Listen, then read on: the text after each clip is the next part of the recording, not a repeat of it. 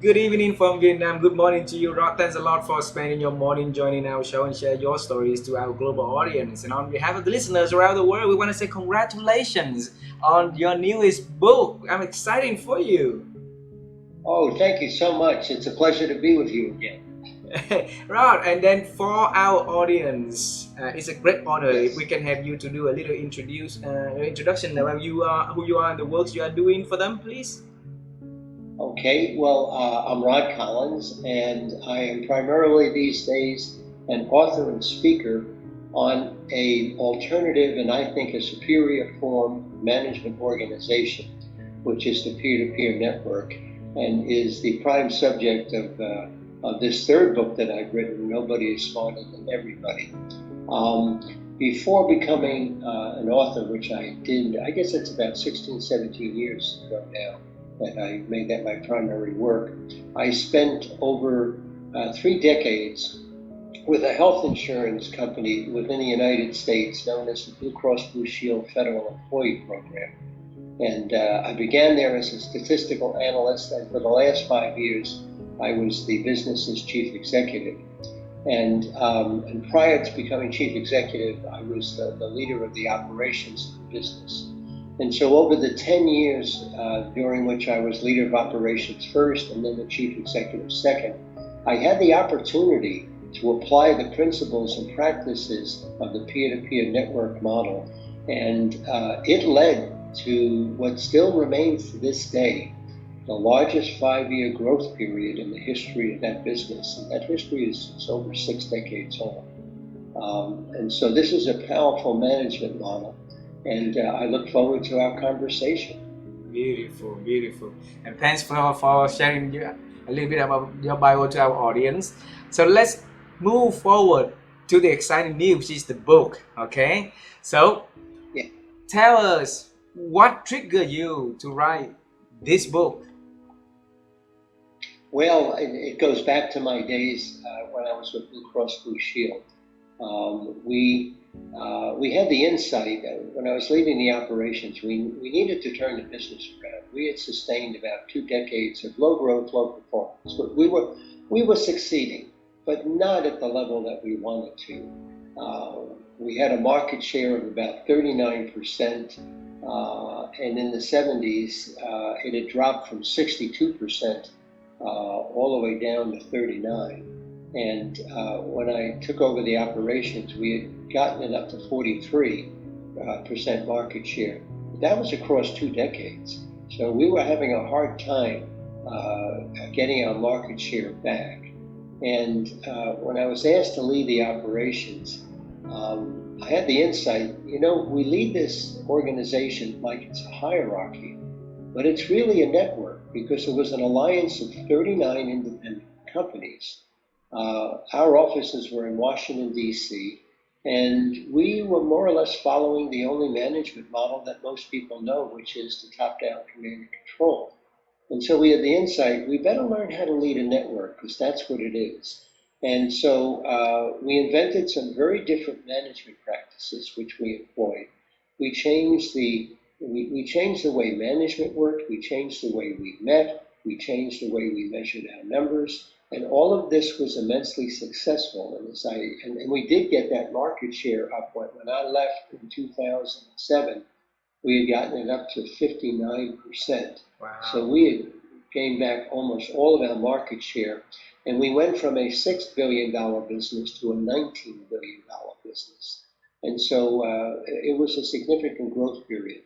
And when I left in 2007, I left for two reasons. One, I wanted to move west within the United States. And I moved first to Denver, and now I live for the last 10 years, I've lived in Texas. I now live outside San Antonio. But another reason I left is I wanted to write. I wanted to write about this management model, and I wanted to understand, why did this work? And I came across a book in my research called The Wisdom of Crowds by the author James Surowiecki, in which he talks about how oftentimes our collective intelligence is better than the individual intelligence of any particular person. And he outlined 4 attributes that you need to have in order to be able to tap into collective intelligence. And those 4 are diversity of opinion, the ability to think independently without fear of retaliation. You need a lot of local knowledge, and you need aggregation mechanisms. And when I came across that, I understood why our management model worked and worked so well.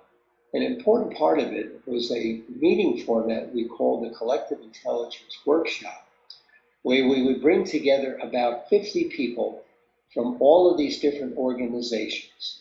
And we organized the 50 people such, or selected them such, that they represented a microcosm of the business. And so we did something unusual. We had high-level people in the same meeting with people we may have hired out of college, say 2 weeks earlier. So high-level, low-level, and we had all different disciplines represented in the room. And the idea was, as we were working through particular problems or particular issues, if anybody was impacted, they could react immediately in real time. And we facilitated these meetings. And through the facilitation process, we welcomed diversity of opinion. We wanted people with different views, and all were respected. The facilitator assured that everyone could speak freely without any need to be, if you will, corporately, politically correct. Because we had all levels of people, we also had a lot of local knowledge. We had people who were close to processes and close to customers, as well as strategic leaders. And our aggregation mechanism was stick-on dots, which we used for voting on different ideas that emerged. And when I read Sorowiecki's 4 attributes, I realized we had all 4 in these collective intelligence workshops. And this was the primary vehicle that allowed us to effectively lead this network in a way that was highly powerful. So that's how I've written 3 books in this space. The first one was Leadership in a Wiki World, which I think today is only available on Kindle. It's out of print in terms of hard copy. And that more or less explained the what. And the second book I wrote was called Wiki Management. And it's built around 50 practices, specific practices. And that book it's available in all formats today. And that is the how. And this latest book, Nobody is Smarter Than Everybody, is the why. Why is this model so important? And it's important for people, I think, to understand that as the digital age takes hold, it's going to ultimately empower networks. And leaders, both corporate as well as non-corporate, are going to have to become skillful at leading networks, which is a very different leadership challenge than leading hierarchies. So if leaders want to move away from the old traditional hierarchical management leadership, right, onto the leading the networks, what the baby steps should they do, Rob? Okay, so here are the fundamentals. I call them the 3 M's. You have to change the way you manage, you have to change the way you meet, you have to change the way you measure. So let's start with the managers. The concept of managers in the top-down hierarchy is the managers are the few. They are the only ones who make decisions. And the rest people, the subordinates, which are probably 70 to 80% of an organization, their job is to follow orders. And no wonder we find in survey after survey that 70 to 80% of people feel disengaged. Because in hierarchies, only the managers have power. The subordinates do not. That's very different in a network. In a network, there are no powerless people because everyone is a manager, but they are a manager in a different type of way. They don't have command authority over anybody. And so what happens in networks is you organize work cross-functionally, not in silos, but cross-functionally in teams of anywhere from 7 to 12 people. And there's no designated single leader of the group. It's a team of leaders. and all decisions are made by the group according to rules that they themselves define. So, for example, if a team recognized that their particular problem or issue uh, uh, is of such a technical nature, and they have a particular individual who is really excellent in that technical knowledge, the group could decide, we want you to make the decision. But it's not an a priori. The group decides that, and the group can take it away if that single decision maker that they have identified misuses that authority. Or the group could decide we're not going to. We've got to come to a unanimous consensus before we can go forward. They may decide a majority rule would be sufficient, and so it's important to understand the flexibility. But the group itself decides its own decision rights. So let's focus in particular upon the senior leadership team, because I would suggest to our audience, and they'll probably smile when I say this, the most dysfunctional team in the typical corporation is the senior leadership team. They withhold information from each other because they're all competing for the CEO spot, and they don't want anything that might advance a rival. And they oftentimes wind up being a team of rivals. That's not in the best interest of the business, because they're focused on what is happening inside the four walls of the company more than they are focused on what's happening in the landscape of the market. And so if you're working in a network concept, then these individuals need to meet frequently and need to make decisions, all decisions about the business as a team.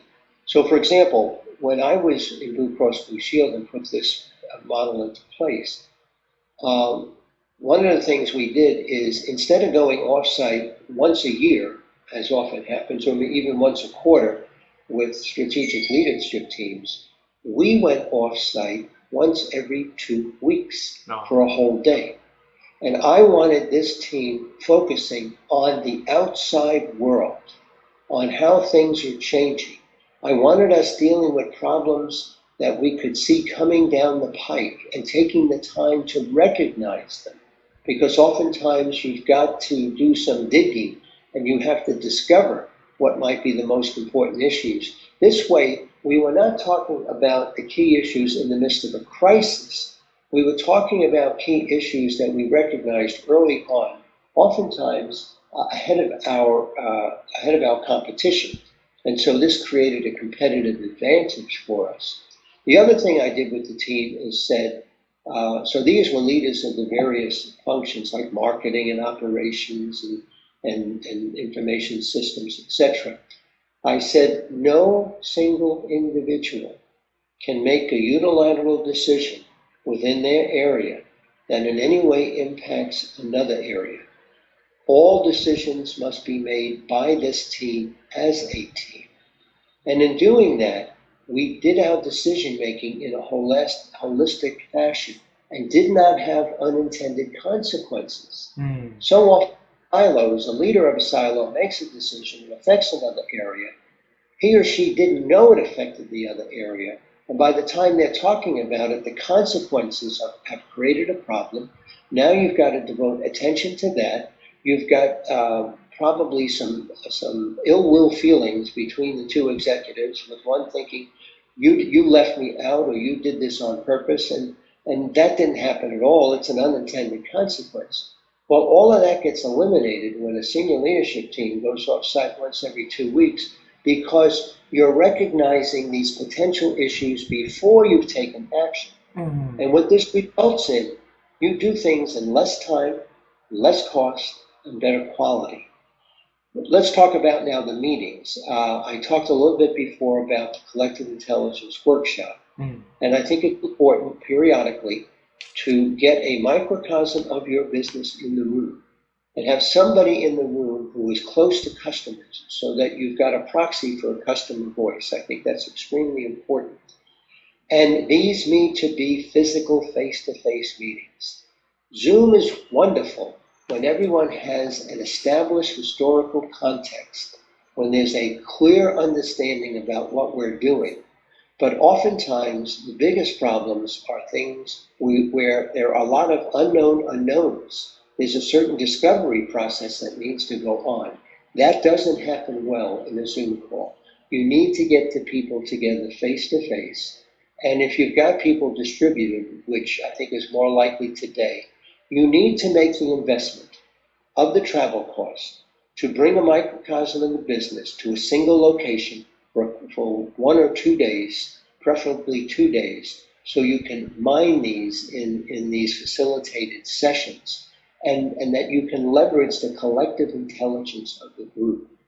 And if you do this, you will discover that nobody is smarter than everybody, that the highest form of human intelligence is our collective intelligence. But it is critical that you have diversity of opinion in the room. Invite people whose opinions are opposite of yours and bring them in. Invite people whose opinions you think are incorrect. Maybe they are, maybe they're not. But you'll discover that in the context of the workshop. And make sure that these sessions are facilitated so that everyone feels free to speak freely. Another thing we did is we processed things in the midst of these collective intelligence workshops. We iterated between small group discussions and large group discussions. And what the small group discussions helped to accomplish was to separate ideas from people. Because if the vice president says, this is what I think, a lot of people will just fall in line because they've learned to do that. Well, when a table reports out an idea, you don't know the rank of the person, you just know it's from table 1 or table 2.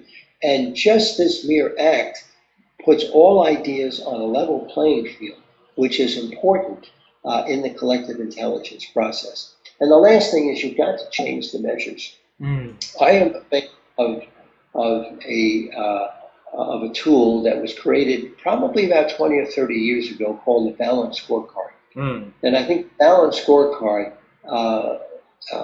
forces you to focus on the most important measures. And this scorecard has 4 sections to it: finance, operations, learning and growth, and there's one other in there that escapes me at the moment. Customer, of course. Customer, learning and growth, operations, finance. Those are the 4. And you should have no more than 20 measures on the entire card. And this forces you to begin to think about the most important measures. And those are key because it helps you, the balanced scorecard helps you to focus on the purpose of a business is not to create shareholder wealth. It's to create customer value. And the balanced scorecard helps you to see that because you start with customer value, okay? Then you think about the operations you need to deliver that. You think about the financial infrastructure you need to pay for it, okay? And then, of course, you want to be continually learning and growing because customer values change. Am I saying that shareholder wealth is not important? Absolutely not. It does measure whether you're successful or not, but it is not the shall I say, the independent variable. It's not the purpose. It lets you know whether you are meeting your purpose. Because if you're delivering customer value, and if you're adapting as that value changes, then you're adjusting your operations and you're adjusting your financial infrastructure to meet those needs. And as long as you keep aligned with customer value, you will continue to be profitable. If Kodak had understood that, they would have adapted with customer values. And the irony is they invented the digital camera, but they put it on a shelf because they said the way we make money is we process film. That's all about the processing of film. And if you're focused on shareholder value, you're going to get locked into your current product model and keep it alive as much as you can. You want to be more like Netflix, which is adapting to customer value. Remember, Netflix started by sending DVDs to homes. When was the last time you had a DVD sent to your home? They adapted with the market because they recognized that customer values were going to shift to streaming. In terms of increasing their profitability, they also realized they love good movies, and and there's more that can be made, and we can come up with series, and they come up with new ideas. What if we publish a whole series on a single day so people can watch it like they want? So they were continually adapting their operations, their financial infrastructure to customer values as they changed. And let me just close out by saying, once you have your balanced scorecard, you look at the measures and you ask, are they driver measures or are they outcome measures? Outcome measures are financial results. And the problem most organizations fall into metrically is they overfocus on outcome measures.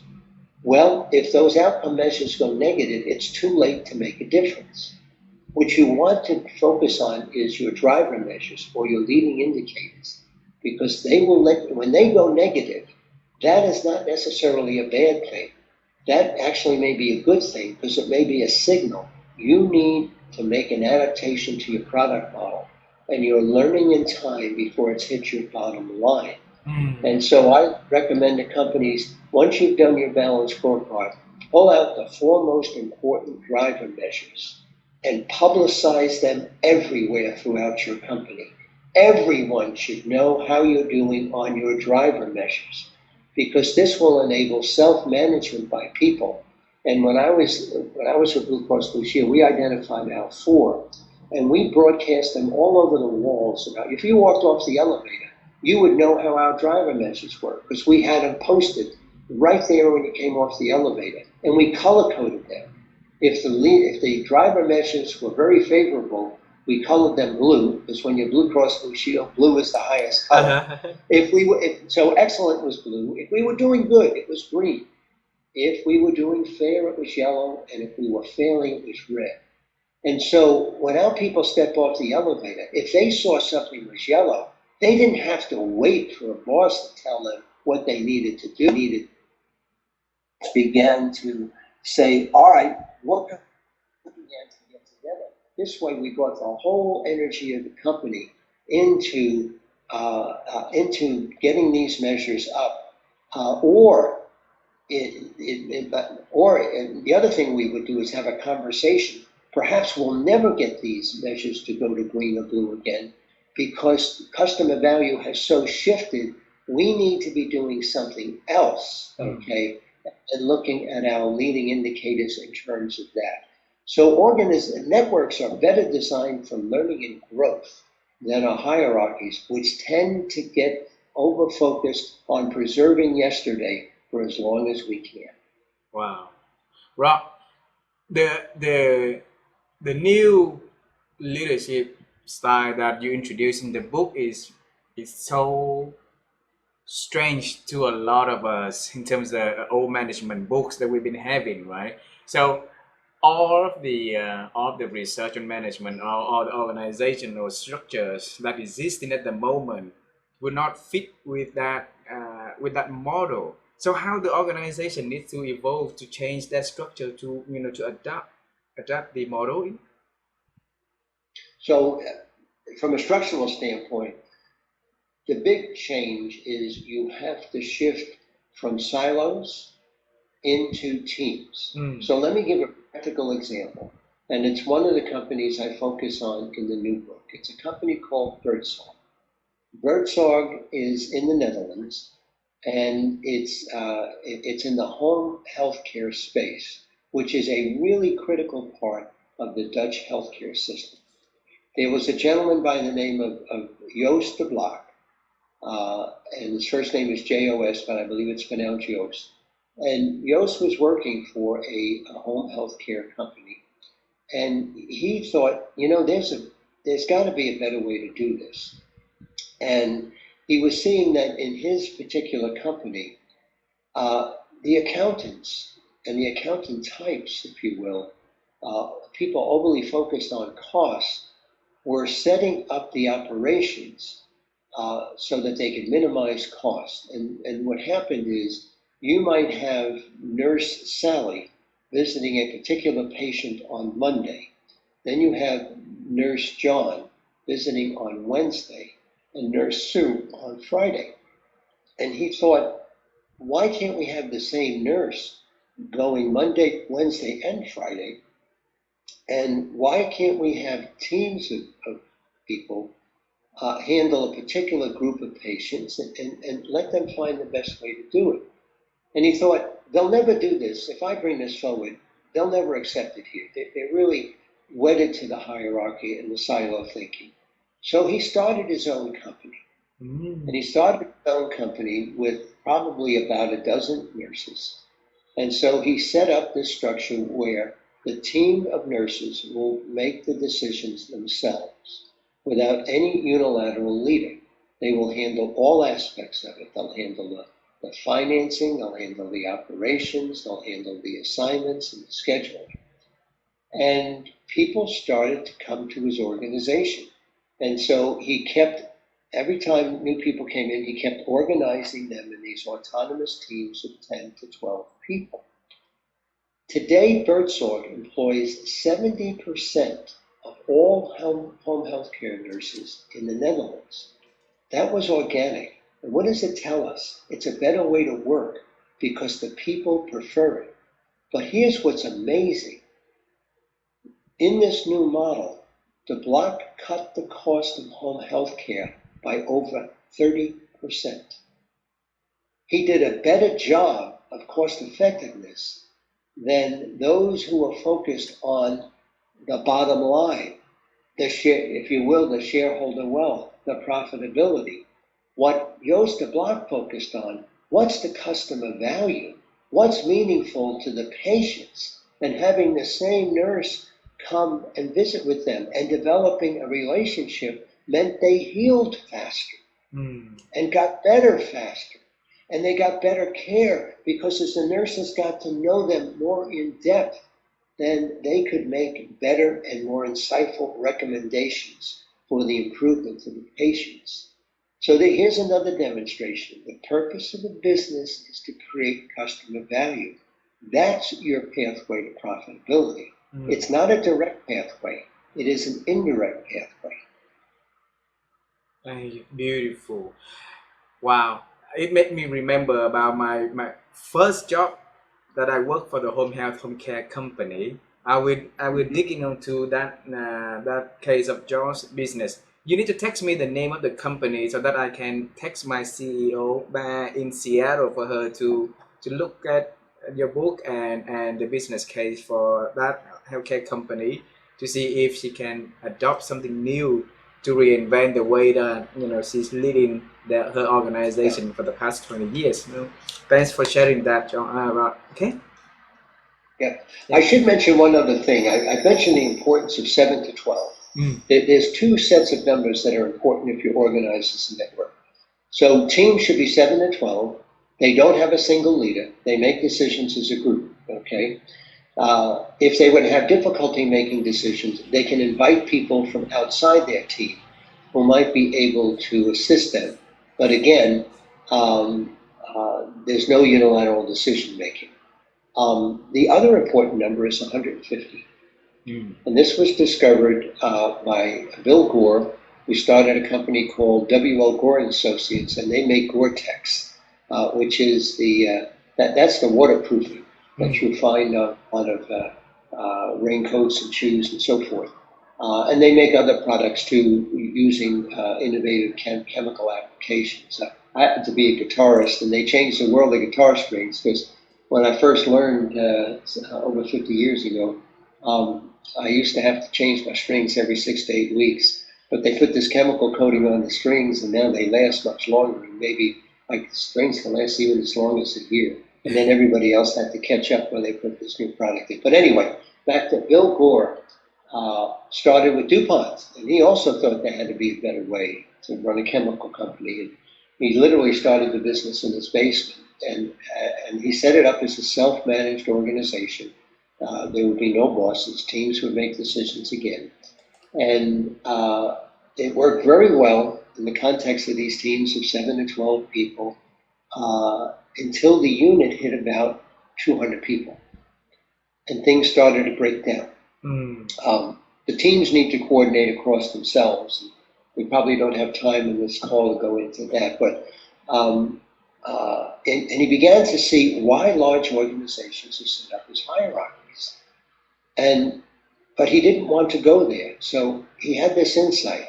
I'll take the 200 people and I'll divide them in half. And I'll set them up as two separate autonomous units. And that worked. So what happened is Roar has grown to, I think, about 9,500 people today. And they're in 30 countries around the world. And they're organized into these autonomous units of 150 people that are made up of teams of anywhere from 7 to 12 people. And in these organizations, people are free to set up teams. So let's say Joost de Blok had worked in an organization like this when he had his idea. What he could have done in a networked organization is, can I get 7 to 12 people who are willing to build this idea with me, and we're going to see if we can make a go of it, all right? They're putting their compensation on the line, because if they succeed, they'll be compensated more generously. If they don't succeed, then they'll probably not be compensated so well. So there's a certain amount of risk involved, but innovation involves risk. And they would have been free to set up a team. They wouldn't have had to ask anybody's permission to do so, all right?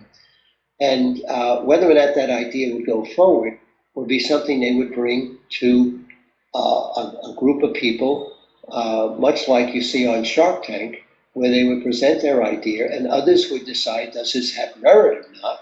And if they think that it does, then it would get passed on to another committee, which would decide how much financing they get. And so you can see this decision process involves several steps. And what you're doing is you're mining the collective intelligence of the organization.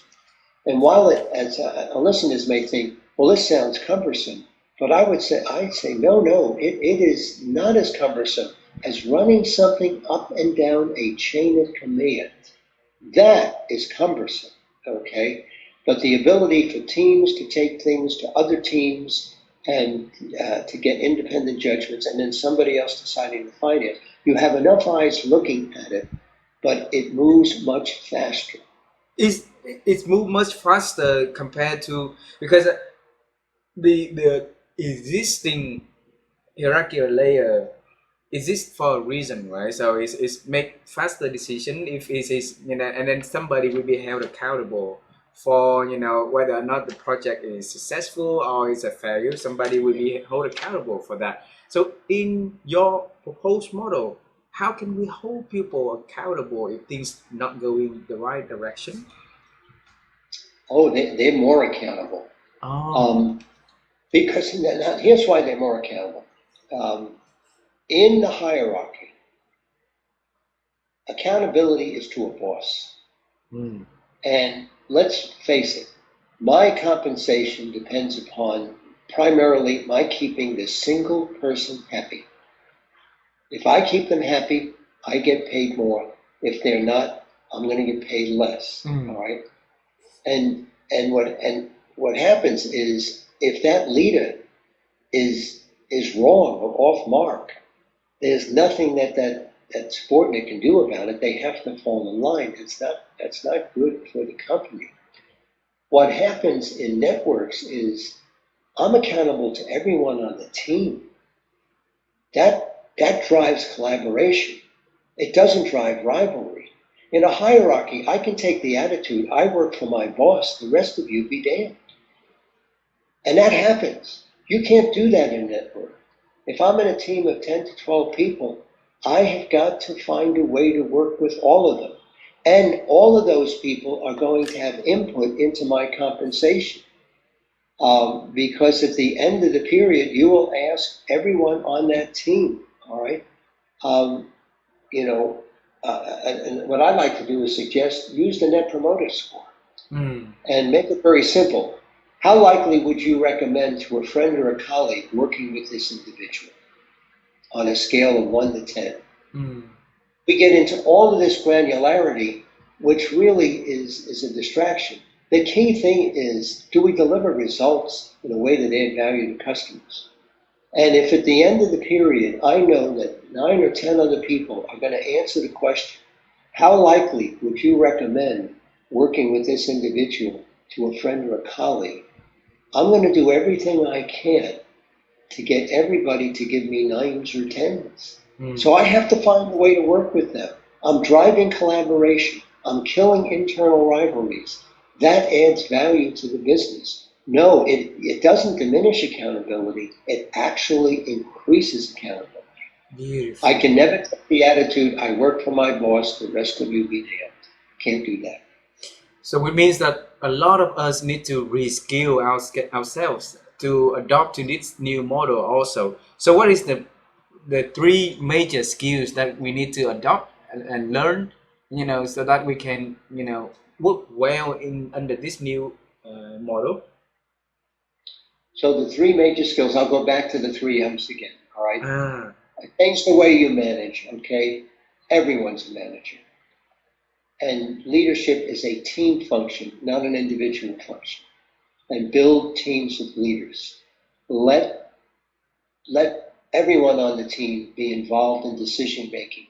You'll make better decisions. And just as a quick aside, if anyone who doubts that, there is a place that has been used for 30 years, and it's immensely successful, where the team makes the decisions, and it's the cockpit. Why don't we have airplane crashes anymore? They dropped dramatically. They dropped dramatically in the 1980s. We used to have, in the United States, we had 3 to 4 a year. We're almost without fail. I can't think of the last time we had a major commercial airline crash in the United States. It's been that long. Why? They changed the management model in the cockpit. The captain is no longer a command and control leader. The captain is a facilitator. If a crisis happens, they work as a collegial team. And that, because they were finding most of the crashes were happening because the captain was acting as a unilateral leader and ignoring input from fellow pilots or co-pilots. The second thing you need to do is change the way you meet.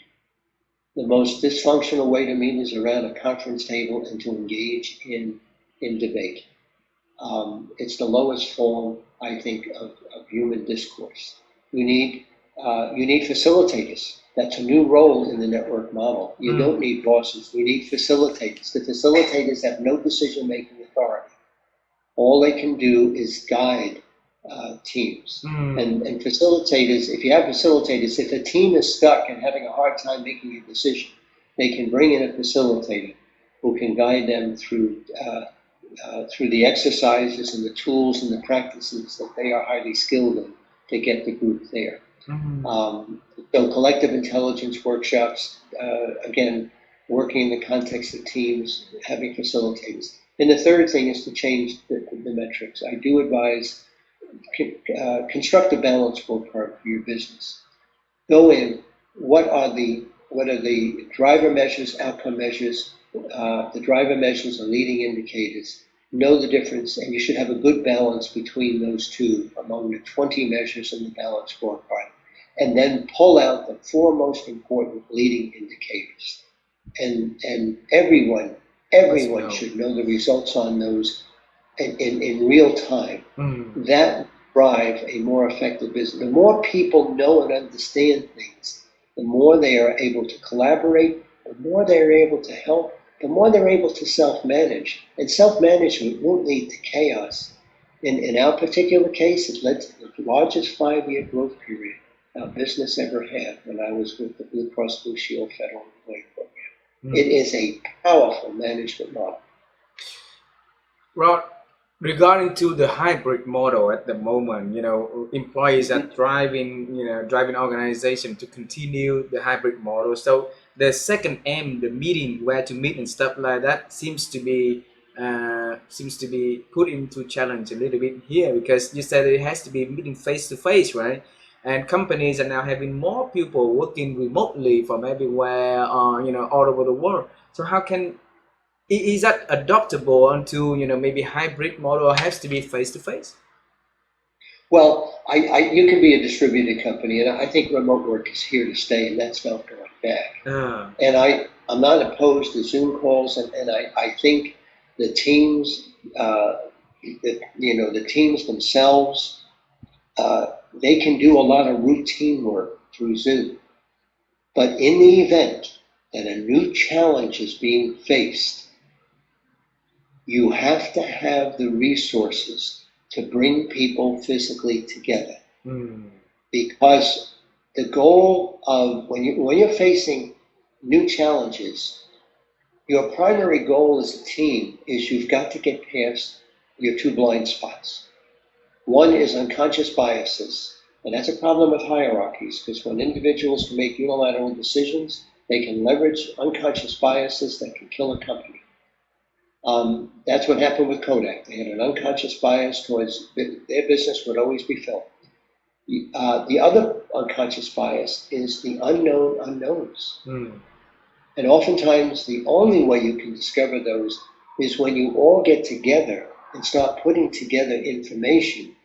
You start to learn and get insights, and you start building off of each other's ideas. That doesn't happen well in a Zoom call. It happens better in face-to-face.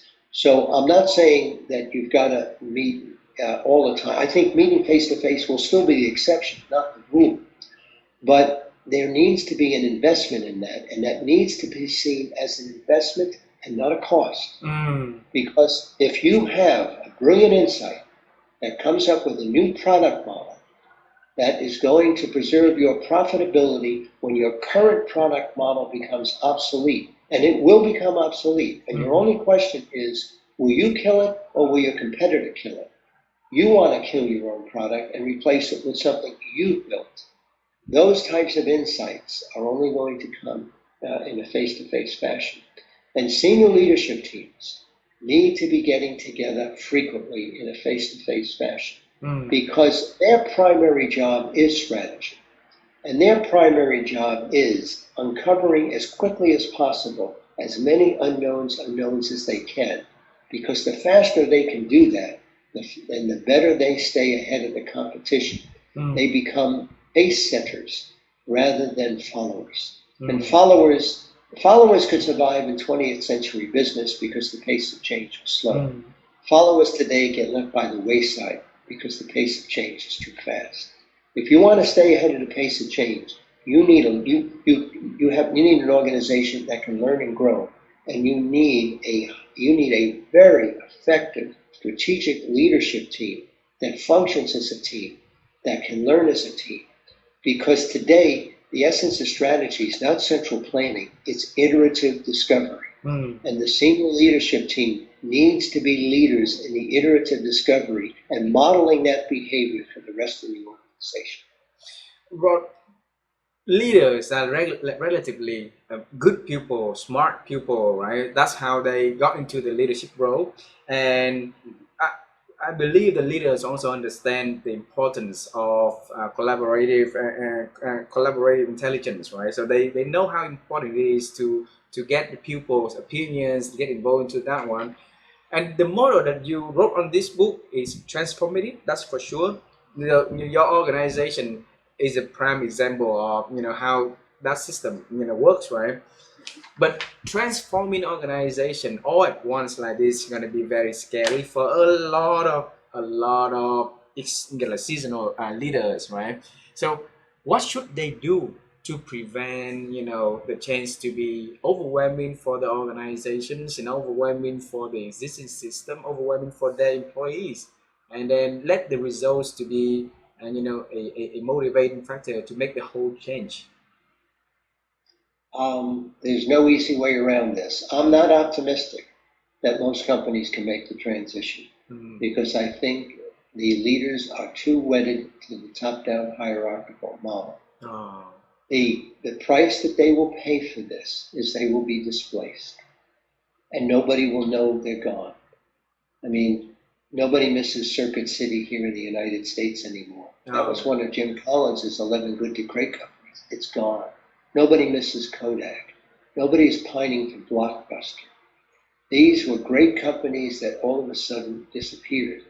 The length of time on the Fortune 500 is dropping dramatically. In the 20th century, you could be on that list for 40 years. It's hard to do that today. And the reason for that is these companies are being displaced. So if you're going to go into this model, you have to adopt it. it's not a hybrid, and that's hard to do. When I was with Blue Cross Blue Shield FEP, we put it in. We didn't have fanfare about it. We changed the managers, the meetings, and the metrics the way I described, and uh, and it took hold almost immediately. People loved it. Managers had a little difficulty adjusting to it initially, but in the end, they liked it. All right. I did this in the context of a larger hierarchical organization, so I couldn't eliminate titles, but we could adjust how people worked on a day-to-day basis. The people for whom I think this might be most relevant is people who are running startups. Mm. And if a startup is successful, I think they have the best likelihood of transitioning to this in the smoothest way. And when they reach, if they're highly successful, begin to reach about 50 people, and if the founder's intention is not primarily an exit strategy, where they sell the company off, but rather this is a growth strategy. This is a company that I want to be associated with. They may do other startups. Somebody like Elon Musk is starting lots of companies. Okay, so if startup founders out there who are not interested in exit events, but in actually building companies, and then they want to make those several companies.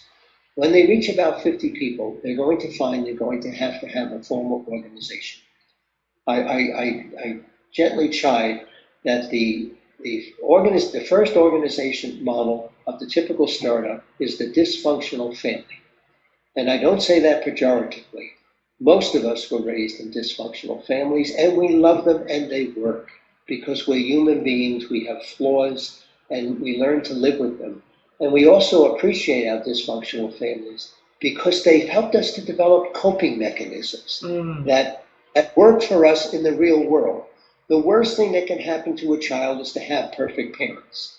Because if they have perfect parents, they don't get coping mechanisms, and the world isn't perfect. Okay, so we're blessed with imperfect parents because they've helped us to learn to cope, and we bring these in the startup. Oftentimes there's these tensions, and so, but there's almost like a love-hate relationship at times that resembles what happens in families, and they work, and They work because everybody knows everybody, but as you get to 50 people and relationships get more complex, you've got to begin to structure.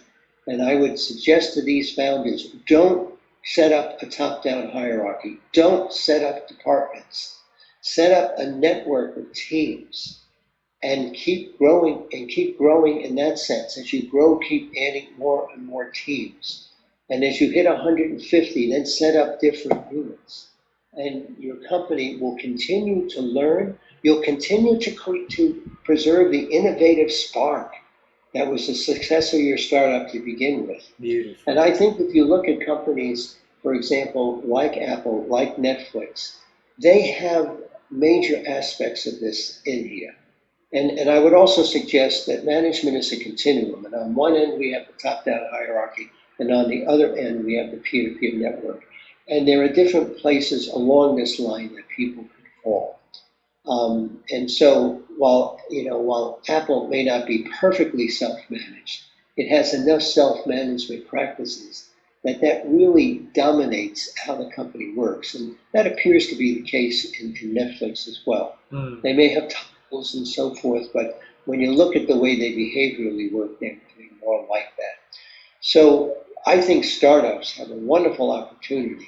The peer-to-peer network will preserve the roots of their founding far better than the top-down hierarchy. And just to return to those who are in traditional businesses, if the CEO and the leadership team have the courage to embrace this new model, I would suggest they will be immensely successful.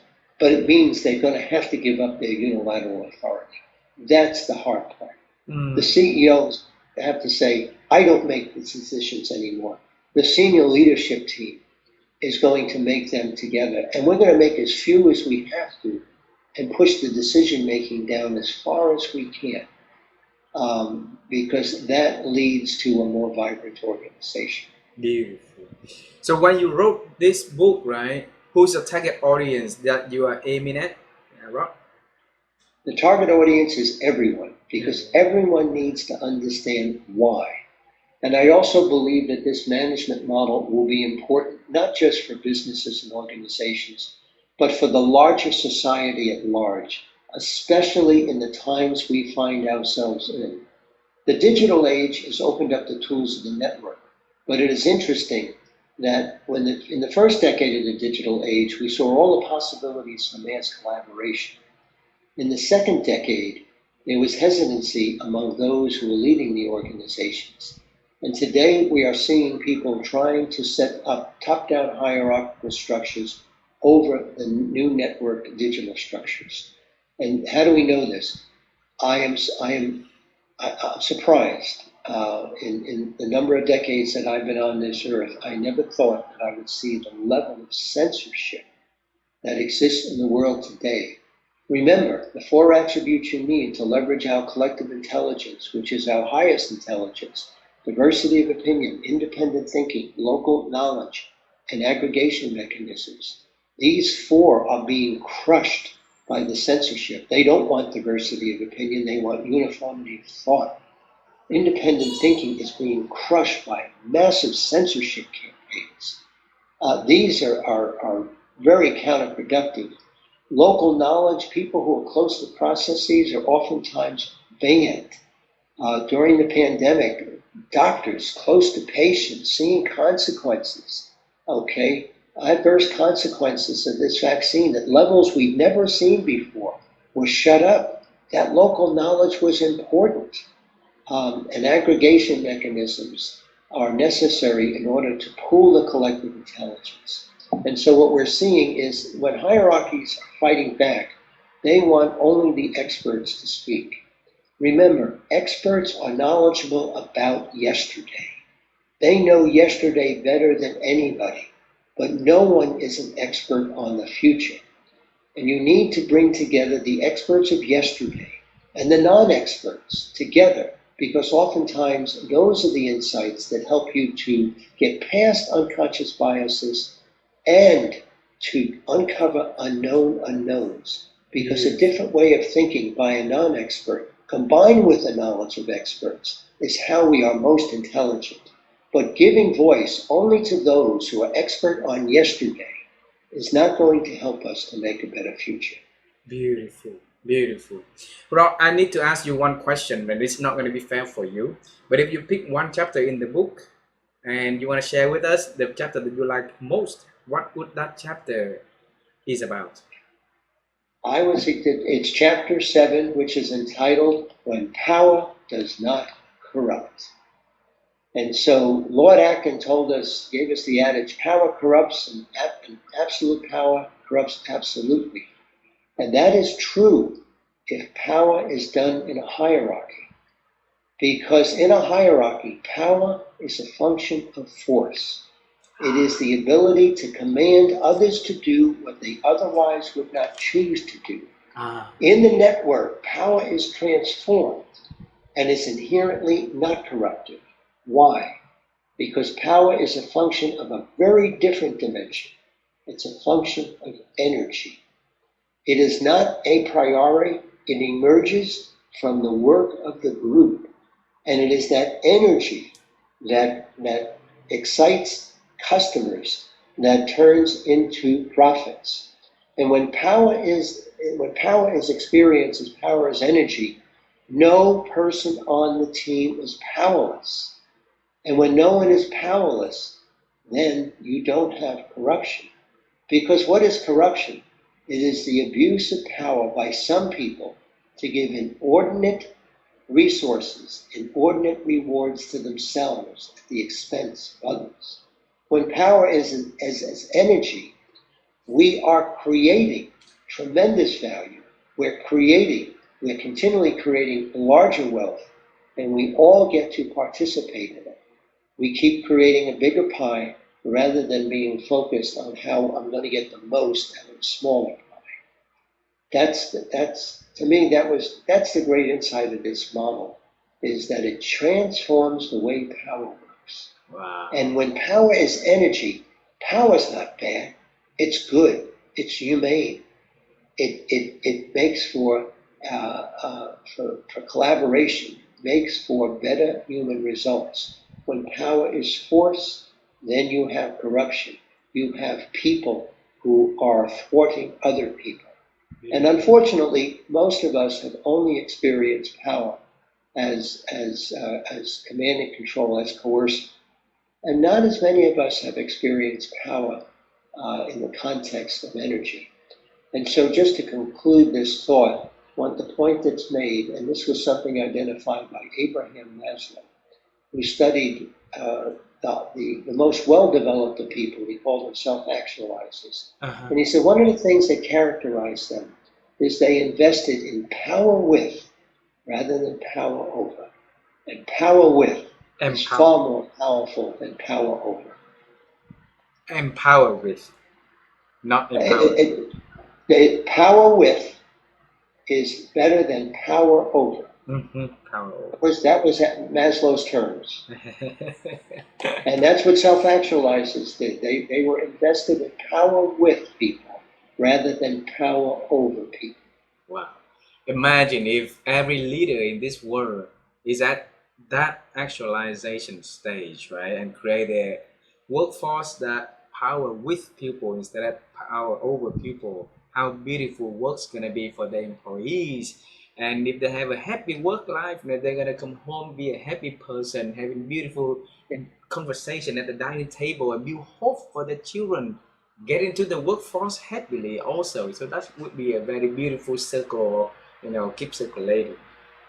And I want to add, this is not a utopia. All human beings are flawed, and those flaws don't go away. What this is a better system for managing our flaws so that we can get past them. And I'm reminded of the wisdom of the late Peter Drucker, who said the purpose of an organization is to combine our strengths so that it renders our weaknesses insignificant. Our weaknesses don't go away, they just don't come into play. So none of us is perfect. And another line that I like from the movie Good Will Hunting is, none of us are perfect. We're just perfect together. And so the flaws will continue to remain.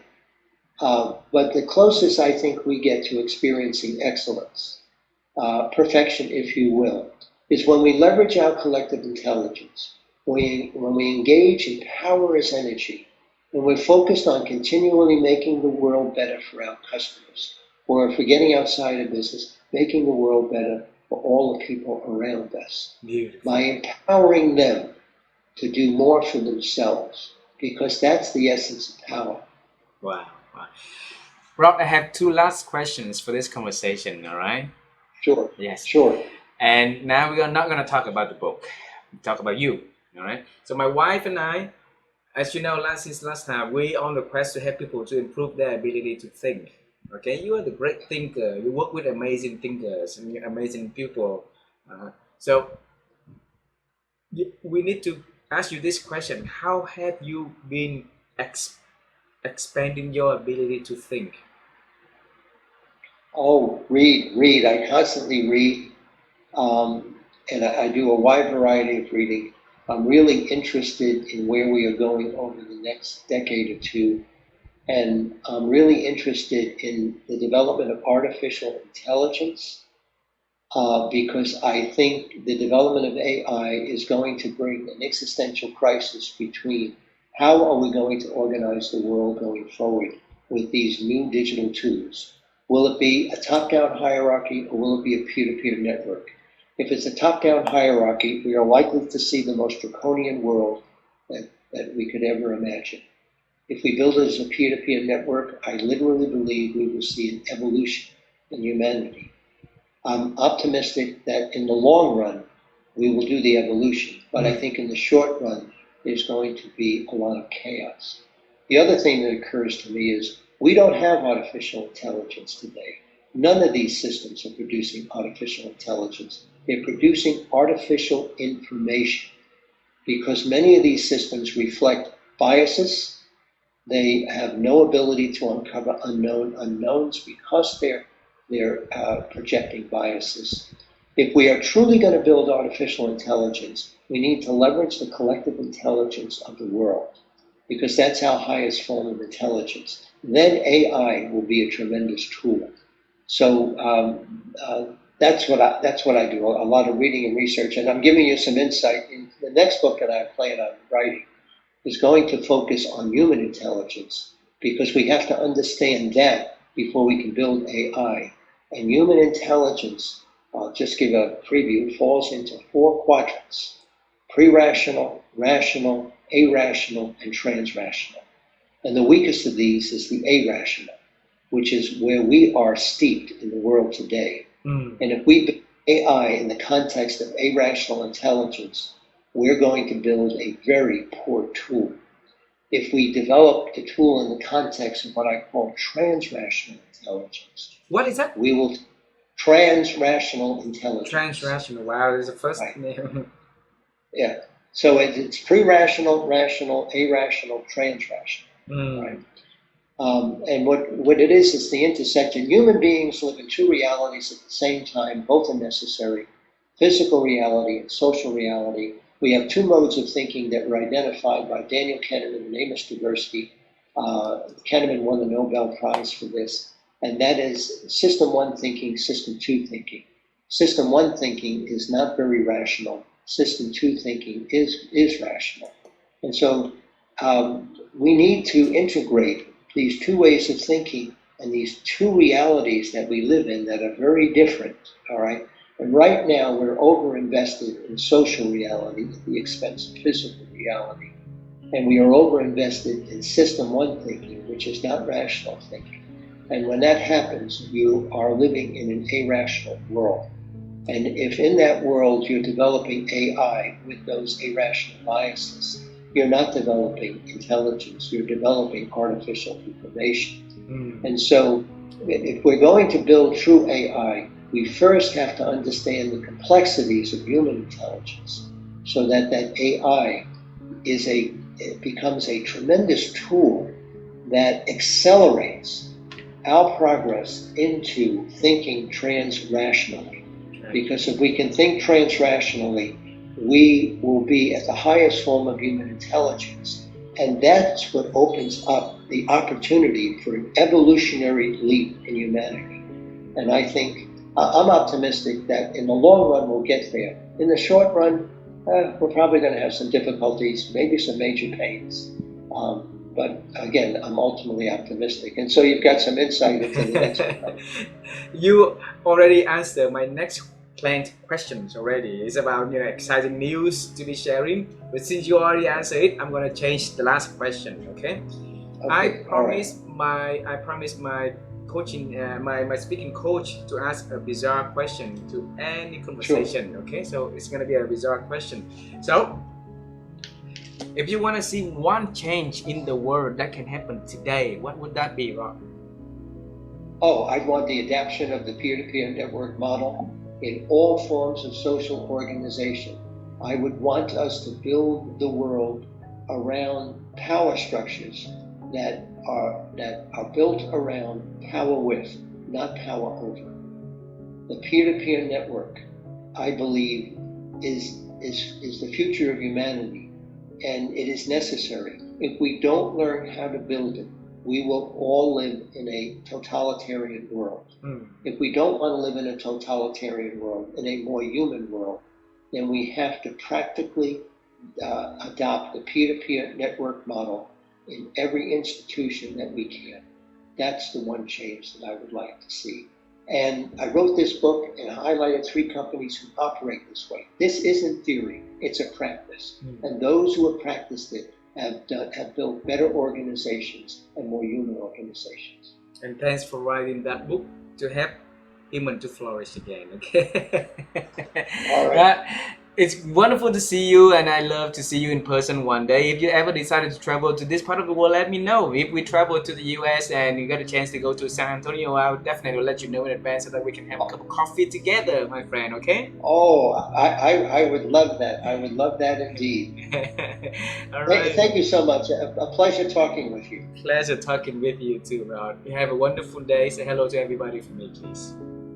Thank you so much. Thank you. You have a wonderful day, okay? Bye bye for now. Okay. Bye, my friend.